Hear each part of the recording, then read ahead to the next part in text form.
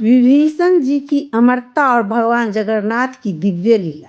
दोस्तों, आपने 7 चिरंजीवियों के बारे में सुना होगा।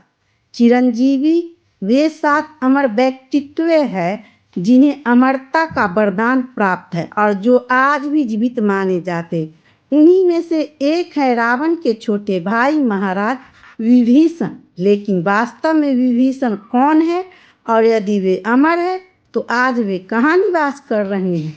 आइए इस रहस्यमय कथा को विस्तार से जानते हैं। रामायण के अनुसार जब रावण माता सीता का हरण कर लंका ले आया तो उसने उन्हें अशोक वाटिका में रखा।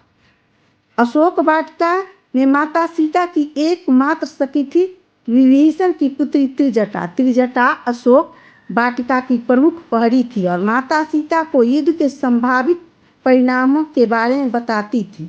हालांकि विभीषण राक्षस कुल में जन्मे थे, लेकिन वे भगवान हरि नारायण के परम भक्त थे। यही भक्ति उनकी पुत्री त्रिजटा में भी देखने को मिली।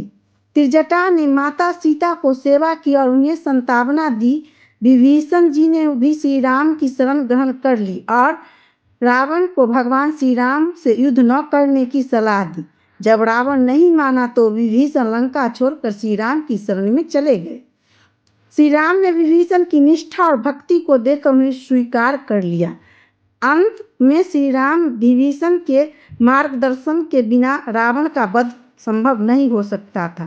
श्री राम ने युद्ध में विजय प्राप्त करने के बाद विभीषण को लंका का राजा बना दिया। जब श्री राम अपने धाम वापस लौटने लगे तब विभीषण अत्यंत व्याकुल हो गए। उन्होंने प्रभु से निवेदन किया, हे प्रभु, मेरा तो एक भी दिन आपके दर्शन किए बिना नहीं गुजरता। अब जब आप जा रहे हैं तो मैं आपके दर्शन कैसे कर पाऊंगा? श्री राम ने प्रेम पूर्वक कहा, हे मित्र, तुम हमारे कुल देवता भगवान जगन्नाथ की दीर्घ काल तक पूजा करोगे। जब कलयुग का अंत होगा तब तुम मुझ में लीन हो जाओगे। इस पृथ्वी पर मेरे दर्शन तुम्हें भगवान जगन्नाथ के रूप में होंगे। विशाल समुद्र के किनारे एक भव्य मंदिर होगा जहाँ मेरे स्वरूप की मूर्ति विराजमान होगी और तुम भी सबसे पहले मेरे इस पूजा करोगी।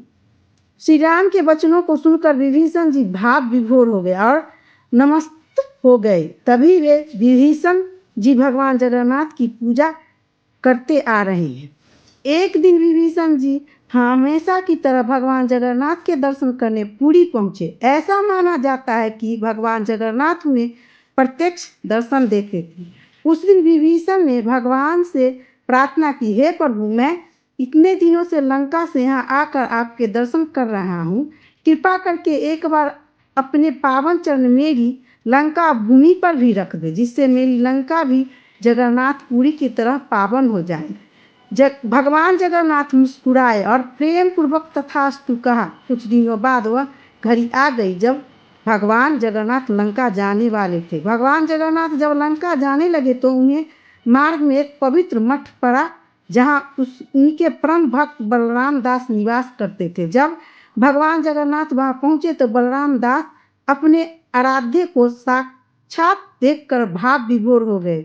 उनकी आंखों में असुर धारा बह निकली। भगवान नाथ ने कहा, मैं विभीषण जी को दर्शन देने लंका जा रहा हूँ। यह सुनकर बलराम दास ने प्रार्थना की, हे प्रभु, कृपा करके मुझे भी अपने साथ लंका ले चले। भगवान जगन्नाथ ने उनकी प्रार्थना स्वीकार कर ली और उन्हें एक सोने का मटका सौंपते हुए कहा, जब मैं वापस आऊँगा तब यह मटका मुझे लौटा देना, क्योंकि मैं इसे जगन्नाथपुरी से लाया हूँ। इसके बाद भगवान जगन्नाथ और बलराम दास ने लंका की यात्रा आरंभ की। जब वे लंका पहुँचे तो विभीषण जी ने उनका भव्य स्वागत किया। विभीषण जी ने भगवान के लिए मोतियों की एक सुंदर माला और काली जूही के फूलों से बनी एक दुर्लभ माला तैयार की। भगवान जगन्नाथ इस सेवा से अत्यंत प्रसन्न हुए और उन्हें लंका व उनकी वासियों को आशीर्वाद दिया। इसके पश्चात भगवान जगन्नाथ बलराम दास को उनके मठ में छोड़कर स्वयं अपने धाम लौट गए। बलराम दास अपने मठ में विश्राम करने लगे और गहरी नींद में सो गए। जब वे जागे तो उन्होंने देखा कि वह सोने का मटका अभी भी उनके पास रखा था। वे आश्चर्यचकित रह गए और सोचने लगे, अरे, यह तो वही मटका है जो भगवान ने मुझे दिया था, लेकिन मैं तो इसे लौटाया भी भूल गया।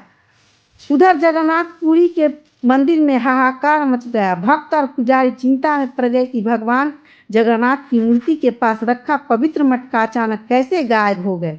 जब यह खबर राजा प्रताप रुद्र तक पहुंची तो वे भी चकित रह गए।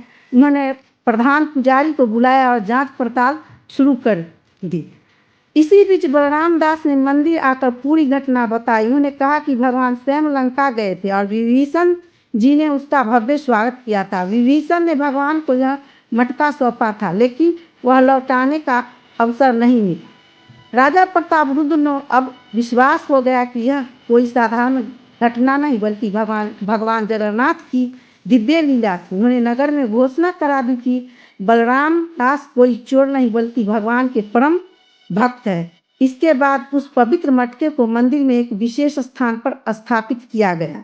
यह कथा भगवान जगन्नाथ की दिव्यता और उनके भक्तों की अटूट श्रद्धा को दर्शाती है। बलराम दास की भक्ति और सच्चाई के ने राजा प्रताप रुद्र को अपनी भूल का एहसास कराया और अंत में भगवान जगन्नाथ की अद्भुत लीला से सब कुछ स्पष्ट हो गया। लेकिन इस कथा